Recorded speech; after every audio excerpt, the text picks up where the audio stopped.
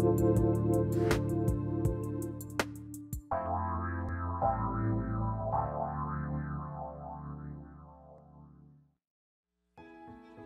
vibration of change, that magical place where life shifts from struggle to ease, from stagnation to forward movement, from old ways of being to new ways of becoming.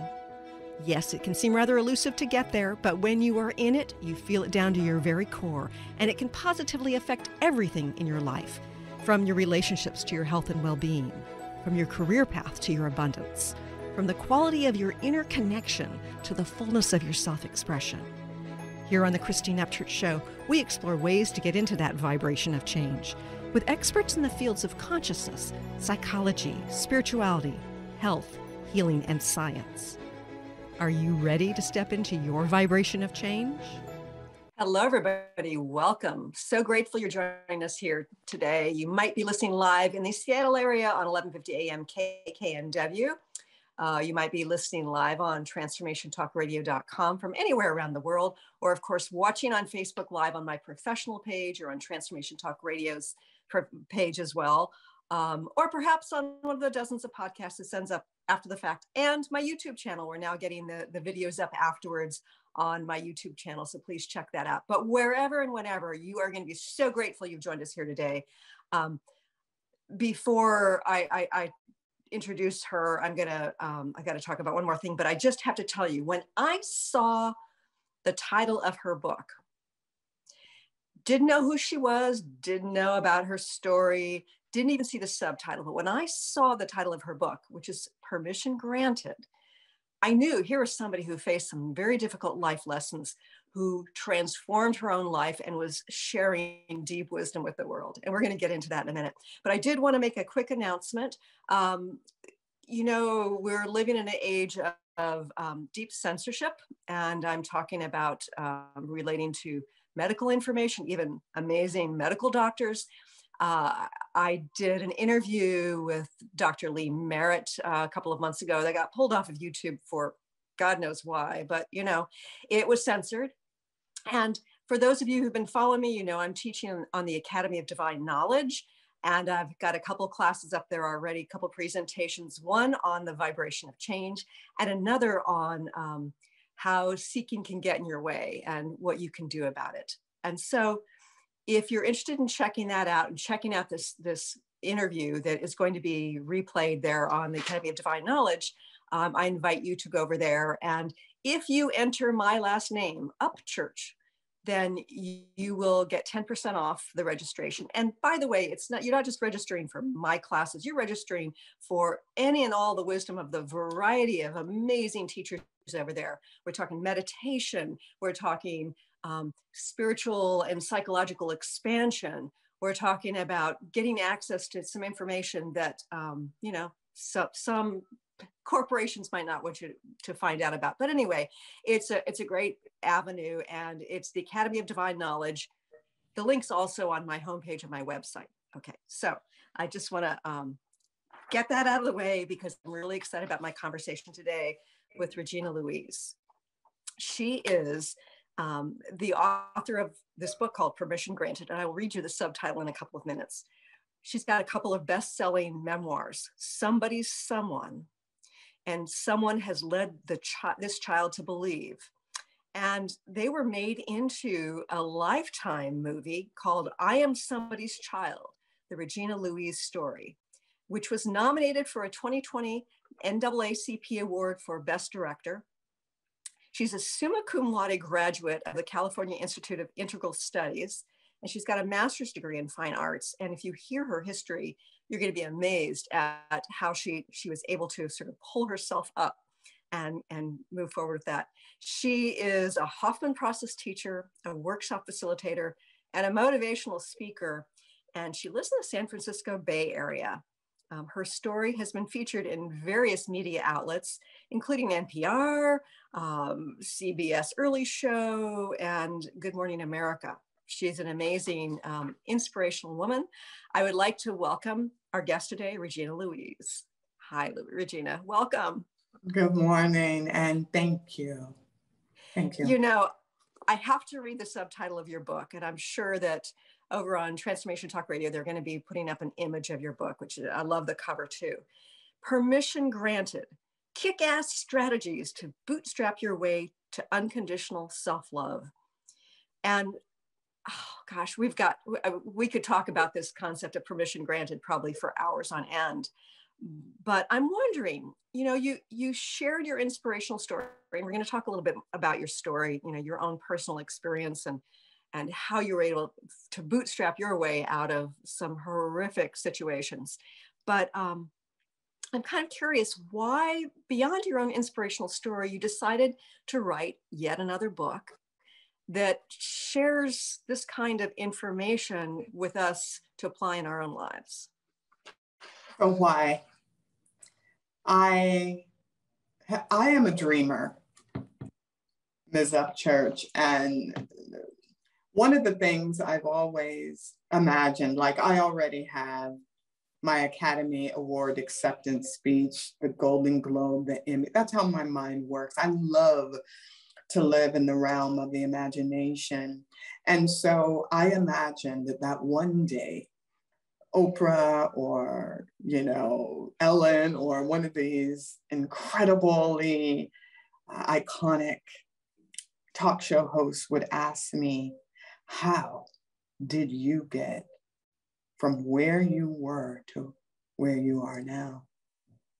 And I thought, if I were to be asked that question, this is the answer. It would be a 300+ page book that would thoroughly answer and explain, if you will, not that one should ever have to explain their existence, but to give someone an opportunity to understand what happens when a human, for those who believe in the ways in which I believe, for a human to recognize the moment when spirit meets bone. And from that place, know that you are.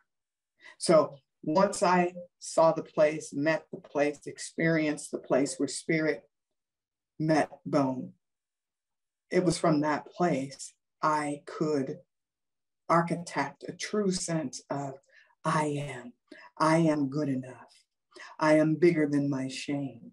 And if I am, that means we all are, because ultimately, if we believe what Christian Neff says in her book, Self-Compassion, it's the suffering that connects us in our common humanity. And I tend to believe that there's a lot of truth there. It is the suffering that becomes the great equalizer. It levels the playing field, as well as connects us into our own suffering. We don't suffer alone, although we may feel we're alone in our suffering. The truth of the matter is we're not. We're never alone. So this book is the answer. What if the iconic interviewers of the world were to ask, given that I have 2 books, a one-woman show, a movie, like, what is it that I'm trying to say to the world?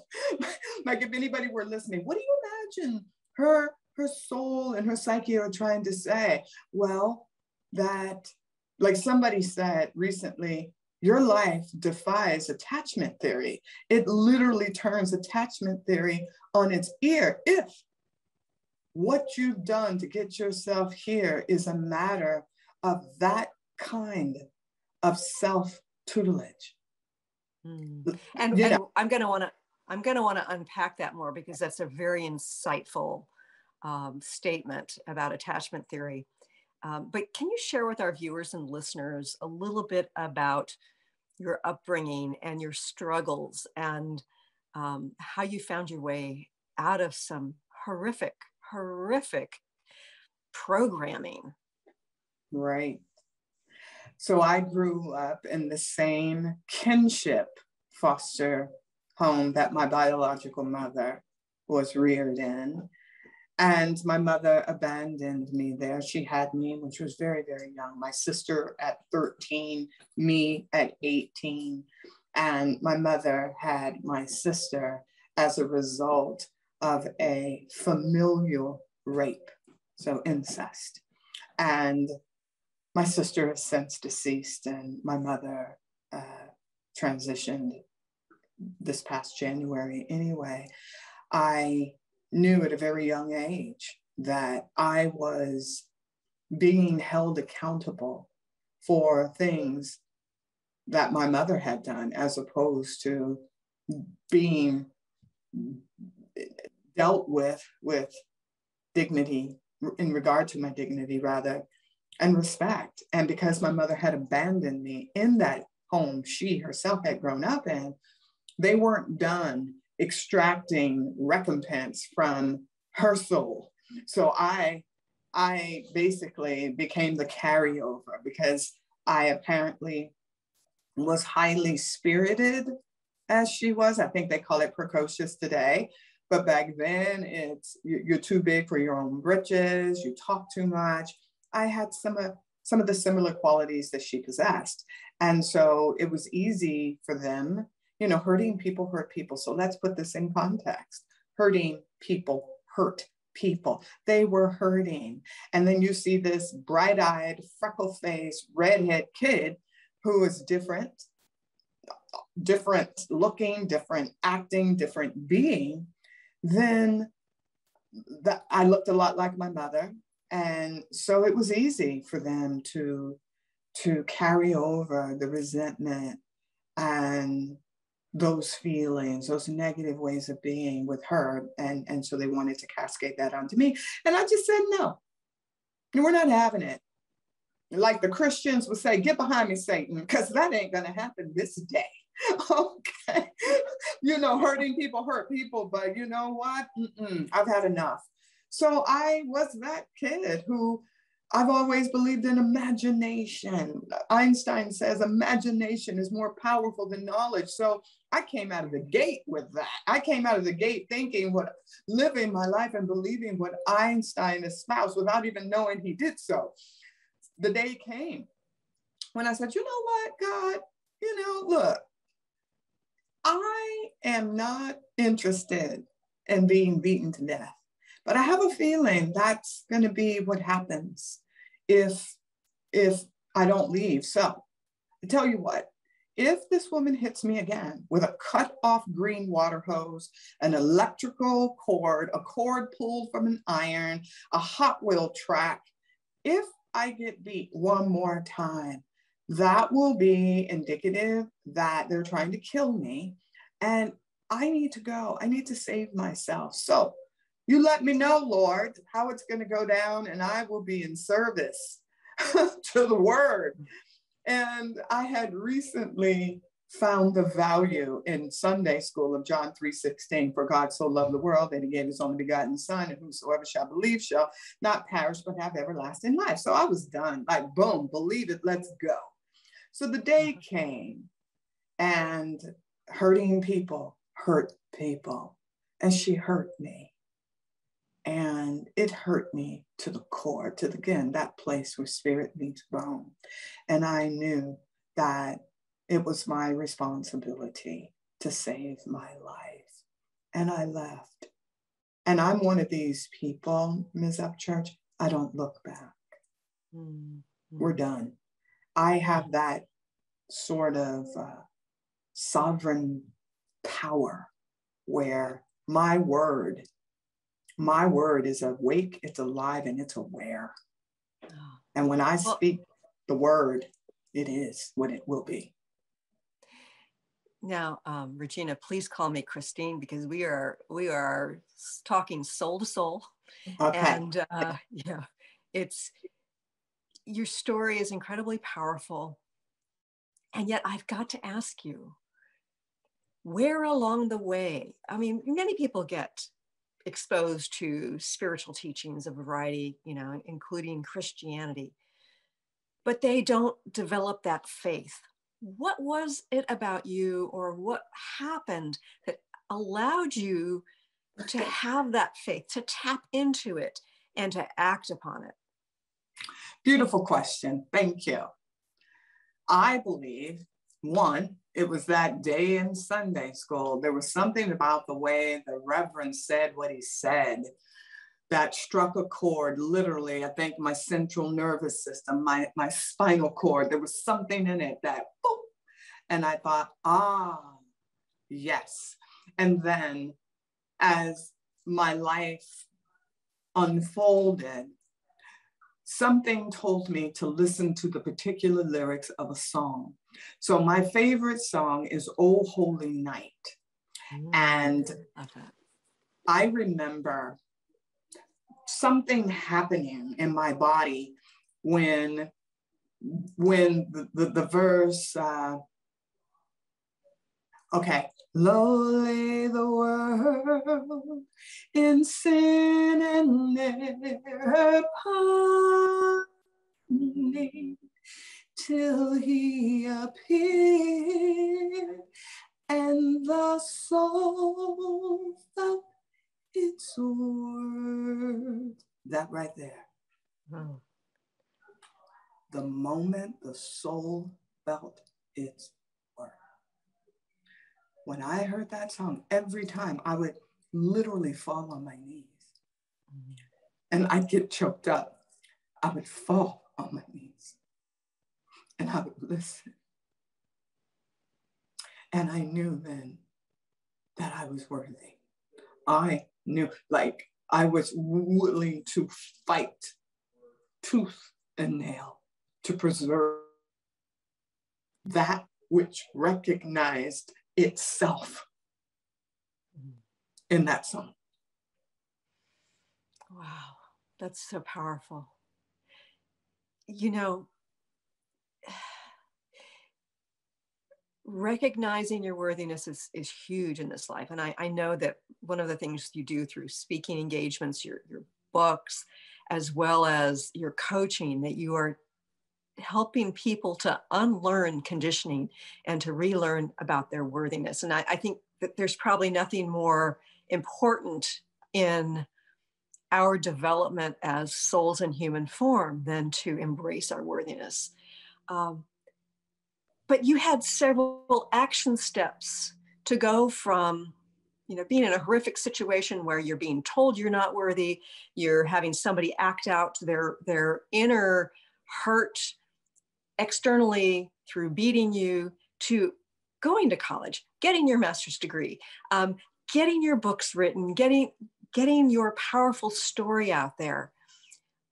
What were some of the action steps you took along the way to express more of who you were and to develop the platform for sharing your message?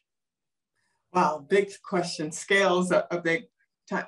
Well, I remember, first of all, I was in solitary confinement during the same time that Nelson Mandela was, let's just say, stationed in his cell on Robben Island. We were having a simultaneous experience on opposite sides of the world, and for reasons not so different. His, obviously, on a much wider scale, mine more about understanding and preserving and fighting for my dignity, to love who I wanted to love, and to be adopted by the person who I wanted to be adopted by, regardless of skin color, race, creed, or color. But because she lost that right to adopt me, I lost the right to belong to a family. I thought, you know what? I'm just too peed off. I am like now I'm angry. And now I'm going to close the gap on my own disadvantage. I am going to use every skill set I have. I will employ every single skill set I have on behalf of living a life that is, as Oprah would say, one's best life. Well, I made a pact to live as best I can a life of permission, a life of yes, a life where I am the arbiter of what it is I would like to experience. You know, some people say, oh yeah, go ahead and have hope. Even when I'm coaching people, they say, you know, yeah, I guess I'll have hope. And I'll say, you know, that's where we're either going to get on the same side or you're going to need to find a new coach. But there's no such thing in my practice as you, oh, okay, idly, ineffectually relying on a hope. But the only way we're going to get to the other side of your own personal disenfranchisement in terms of emotional is you need to be that hope. Hope in action. What does that mean? What are the qualities of hope? Like, so what's the difference between, sorry, didn't mean to interrupt. What's the difference between having hope and being hope? In my opinion, having hope is passive. It's expecting hope to come and find you, to come and seek you out. Having hope that hope will come. The difference in being a hope is you are everywhere. You are a possibility of excellence, period.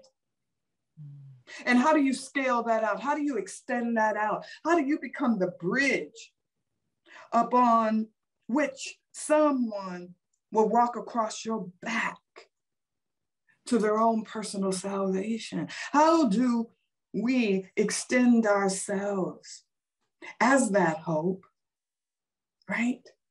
To alight somebody else's spirit, to alight someone else's. I had an interview earlier this week, and the woman said, oh my God, how do you have so much vitality? And I'm thinking, how do you not? Right?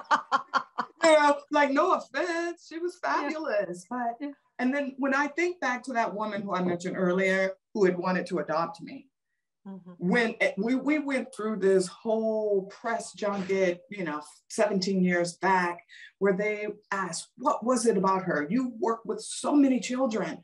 Why this one? And she said, it was her light. So when I think about being in solitary confinement, Christine, no windows, no door handles. I'm on concrete floor in my own urine, defecating because I'm so terrified. I am a 15-year-old little girl. My sweet 16, that's on my 16th birthday, that's where I was. And you know what? When, and I'm going to tell you this, 20 years later, I go and I speak for the United Way, the power of the purse.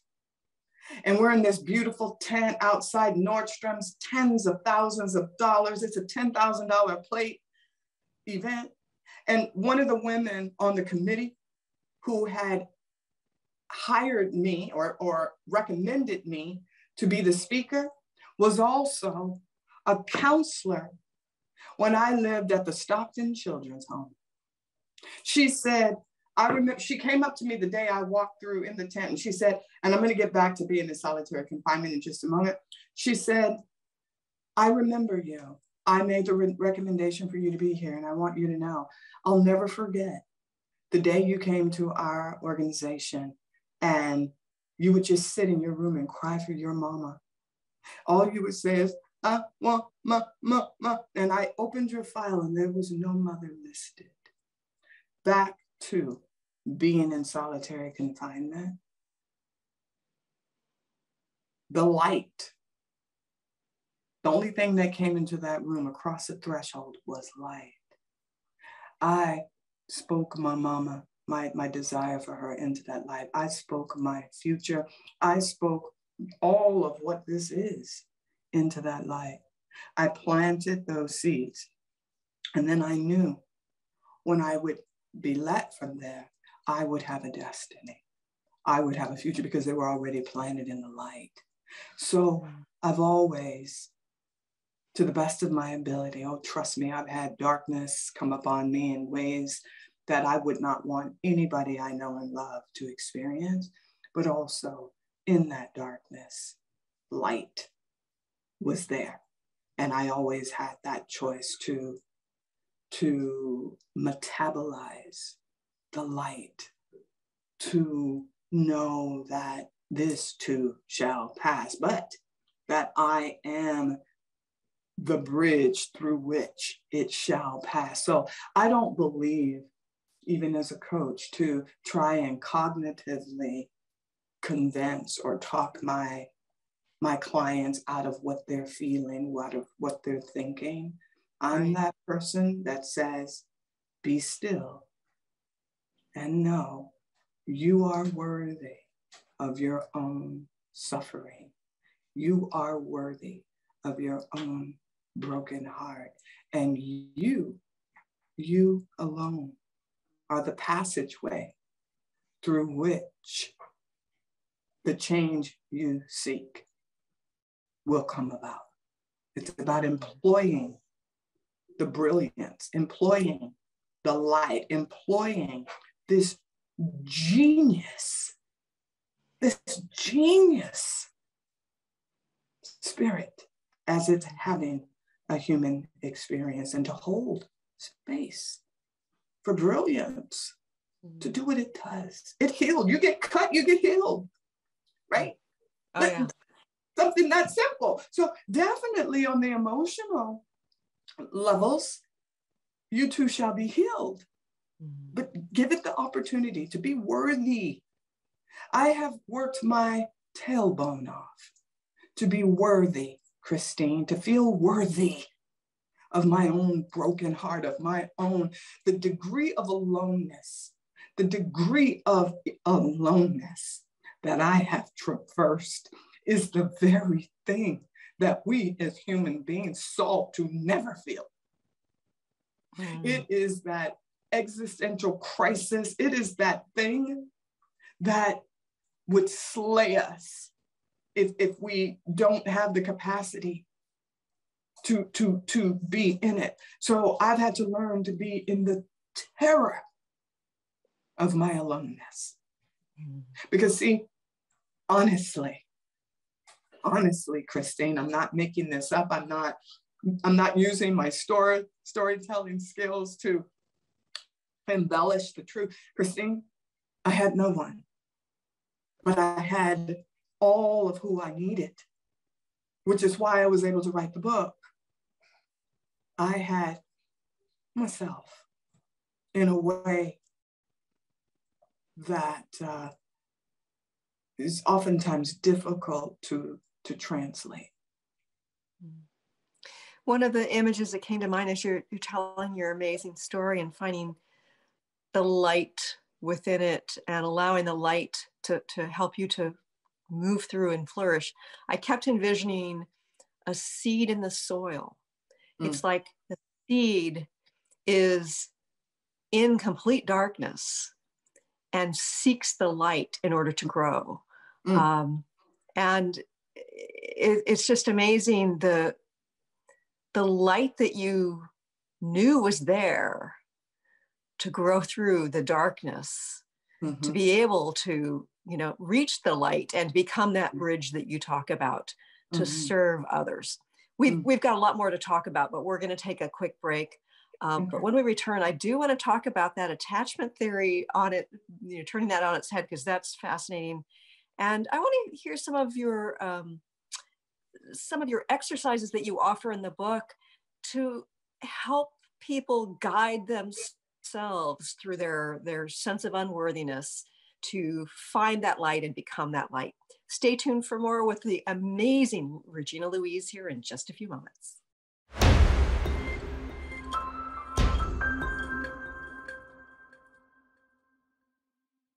Welcome back to the Christine Upchurch Show here on KKNW AM 1150 in the Seattle area, Transformation Talk Radio around the world, and various other places, including my YouTube channel.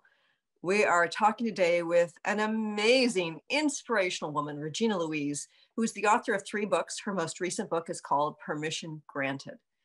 Now, Regina, you talked about the Lifetime movie on the break, and I want you to share with our listeners and viewers the name of the movie and what you feel they could get out of watching that.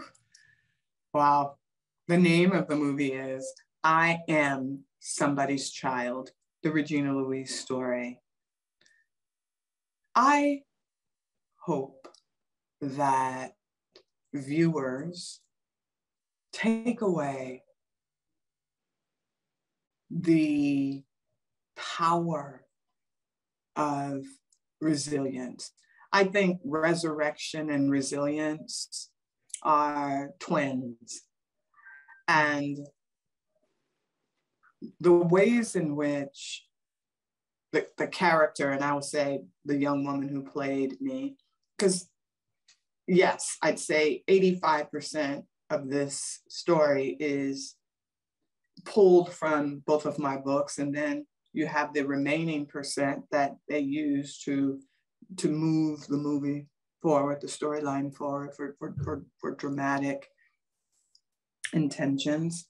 But what we've been discussing and how my mind works is, and what my younger self came up against.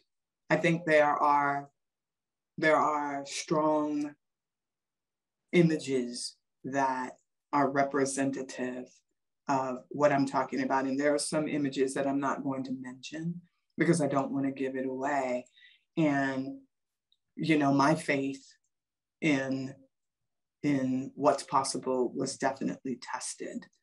And, in the way that they show it in the movie, it's not quite the way it happened. It happened 10 times worse, far more frequently.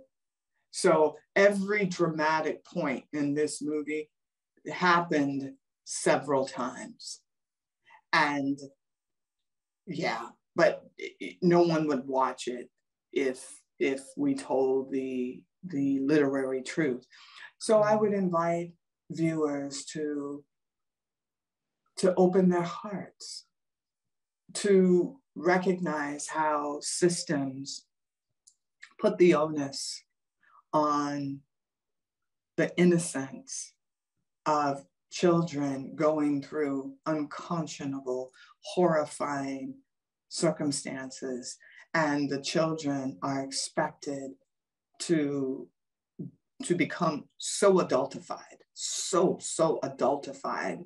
And for those who don't know, African-American girls, even now, are 5 times more likely than their white counterparts to be considered criminals, to not be seen as innocent, therefore needing less protection, are far more sexually promiscuous and far more sexually seductive to invite their perpetrators. And because it's called adultification, and because of that, we get exposed to circumstances and thus not advocated for 5 times more likely. And those same stats, or that same idea of adultification was being played out, upon me as a young girl. So now I can look back and have compassion. So I would like the viewers to recognize that what I went through as that character in that film, it's happening 100 times more now. Not a lot has happened to protect, to cultivate, to grow the psycho-emotional aspect of young people going through foster care. Mm-hmm. So it's that we'll get into the attachment. There is no attachment. Attachment theory in that case is really thrown out, because the code of ethics that governs a lot of the systems that interface with these children are, you do not attach. Yeah, and I know that there's been a whole lot of scientific research into the importance of attachment, particularly in the early years. And so those people who don't get that healthy attachment can become serial killers. I mean, there's a lot of evidence that those people who are just, you know, sociopaths, psychopaths, are those very people who didn't have the attachment. And yet here you are having attachment to self, attachment to God, and clearly you've developed attachments in terms of relationships and within the context of you know, caring for and reaching people through your presentations, through your coaching. So why is it that attachment theory isn't always right? And what is it about your scenario that has allowed you to thrive despite the fact that you did not get what you needed? Not only didn't get what you needed, you got the opposite of what a child needs. Oh. So say your question again. What is the question you're asking? So how is it that, given that you not only didn't get the attachment, it's like, it's worse than not getting the attachment. You got the rage and the hurt projected onto you of you not being enough. So it's not only lack of attachment, it's being deliberately hurt on some level. And yet you grew up to thrive and to attach. So how did you not turn into the sociopath or the psychopath? Right. So I love this. I'm going to slow this down because my spirit is talking to me. I don't know the questions you're going to ask. Therefore, I can't prepare for the question, right? Yes. Right. So I'm just going to take a moment and I'm going to drop in and respond to what I can respond to in your question. And I want to speak truth to the power of spirit. So this is what's coming through for me. Actually, what I'm now recognizing is I did attach. I attached, as I said, to John 3:16. I attached to the power of believing that if I chose to believe, I mean, imagine a child as imaginative as I was and still am. Imagine saying, if you believe that something powerful was able to give away its flesh and blood as an offering for the world to live. I mean, we can get into some serious self-aggrandizement with that. That can go straight on up to megalomaniac if it gets too weird and not balanced. But for me as a child, that understanding that it's okay, suffering is going to happen. And that even if suffering is happening, I'm not the suffering. I am not that. Right? Like suffering is going to happen, but I'm not the suffering. Suffering is going to find its person to act out what it's going to act out, but it's not all of who I am. It's an experience that moves through me. And it may feel as though it's moving through me, in me, as me at the moment, but it's going to pass. And then the second I attached to hope, I attached, to hear again the song. Low lay the world in sin and error found me, till he appeared and the soul felt his work. I attached, spirit met bone. I suspect there are many ways that aren't so heteronormative for souls to find their way into existence, into being, into a certain kind of maintenance. So I attached to John 3:16. I attached to the truth of the soul feeling its worth.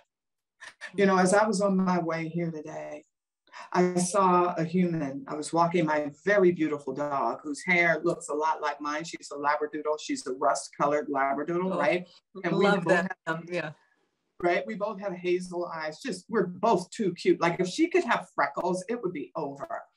And as we're walking, right? As we're walking to my co-working space, this man was staring at my dog and smiled, this effervescent smile, and said, "Beautiful dog." And I know he was talking about me, but that's a whole nother thing, Christine. And I was like, "As is your smile." And I recognize I am attracted to light. I am good at what I do because I see beyond the patterns. I see beyond the conditioning. I see beyond the ties that bind us to our lowest common denominators, right? I had no one growing up, no one. I had my first birthday party, I don't even remember, sometime in my 30s. Well, I had one when I was a girl in foster care. And then I sent myself my own birthday cards. I would send letters when I became an author. I would send letters to every hotel or every place I was going to be on the tours, 20 years ago, to support myself. I would set up flowers to be sent because I wanted to shore up my own innocence. I wanted to shore up, my own courage, my own tenacity. I wanted to acknowledge that and give myself permission to recognize my valuing me, as Derek Winnicott would say, the good enough mother, my ability to recognize the good enough mother in me, and to recognize frustrations are part of life, this, that, it's all a part of life. And not only can you do it, Regina, because I talk to myself, you have what it takes, you are what it takes, and that's resilience. I can, I have, I am. And that's what I've had to do. That's what I've had to do, Christine. Be very clear. No one did it. No one was going to do it. So one of the hardest things I've ever had to do in my life is take my response. I was resentful. I was so angry. My 40s, my early 50s, I'm in my middle 50s. I was so rageful and resentful that I was stuck with raising myself to the best of my ability, that I would self-punish. I would mistreat myself. And then I learned how to flip that and seek my own approval so that I wasn't constantly moving from my deepest core pattern of like toxic codependence. Come on, I was raised in the system. Toxic codependence. So I became a Hoffman teacher to employ the codependent pattern. And so instead of me, looking for other people for this, that, and the other, I now employ my capacity, my deep gift of empathy, my deep gift of compassion. Instead of making it about one person who can be my savior, I instead am my own savior, and I model that for other people. I love how you were saying that you sent yourself flowers and letters. And to me, that is really about visualization in action. Because you visualize that kind of support, that kind of love, that kind of appreciation, that kind of connection, and you gave it to yourself through action, not just up here, but in the physical realm. So I absolutely love that. But also you talk about, you talk a lot about that in your book too, about how we talk to ourselves. And you speak about affirmations, but you've got another term for it. What is it that we do within the context of self-talk that sabotages us, and how do we reframe that and love ourselves? So you're talking about love formations, and I love that you're mentioning that. So I believe or suspect, let me just say, I suspect. Now, as I said, I'm a Hoffman process teacher. We talk a lot about the patterns that governed our lives as children, patterns that we all unwittingly go into or take on in exchange for belonging, being a part of the pack, not being shunned, not being, kicked out of the pack. So in order to belong, to be loved, to be a part of something or someone, we take on our pattern, our parents' behaviors, the admonitions, the ways of being. And then as we grow, it's their voice that we normally hear in our heads. It's their voices that we use to shame ourselves by saying horrible things. It's their voices that we hear, our caretakers, our primary caregivers. So the self-talk, more often than not, unless the initiate, I'm just going to say the initiate, right? The individual, the seeker who decides to go through his or her own rite of passage in order to individuate from their parents, which a lot of adults don't get to do, especially Americans, because what are our rite of passages? A lot of it is based on class, right? Class systems. Right. In the Latinx culture, there's a quinceanera. In the Jewish culture, there's the bar and bar mitzvah. But for Americans, and we have cotillion balls, but again, class systems. Yeah. But what do we have to grow that young adulthood to grow that young child into an adult? We don't have a lot of systems. So the internalized emotional self tends to be arrested in so many different places, and yet chronologically keeps moving towards adulthood. So oftentimes the adult chronologically is 50, but the emotional self is arrested at only heaven knows a myriad of different places. So because there isn't that attunement, right? That attachment, what ends up happening is one can feel like a fraud. One can feel as though they're an imposter, because the child is still trying to negotiate, mitigate, trying to manage all the hurt, all the suffering.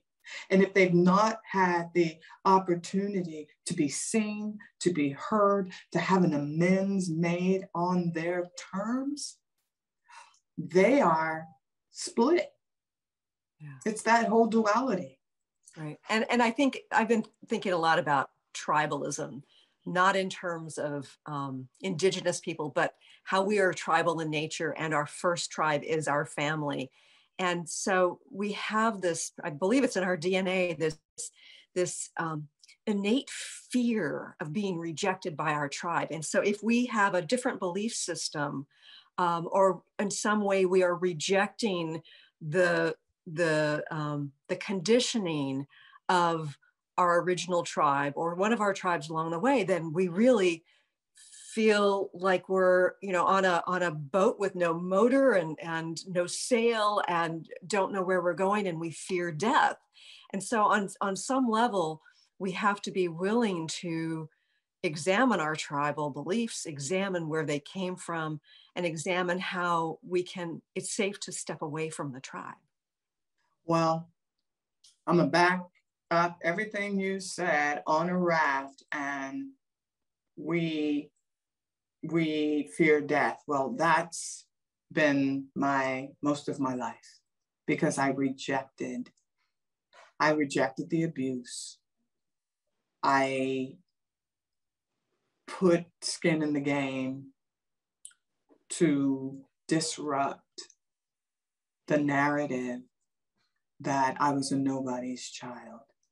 Mm-hmm. And as I said, the aloneness and the terror with which I've learned to live with is the very thing that 99% of the people I've ever met in my life are solving to not have happen. So it goes to say, we are going to buy into that conditioning.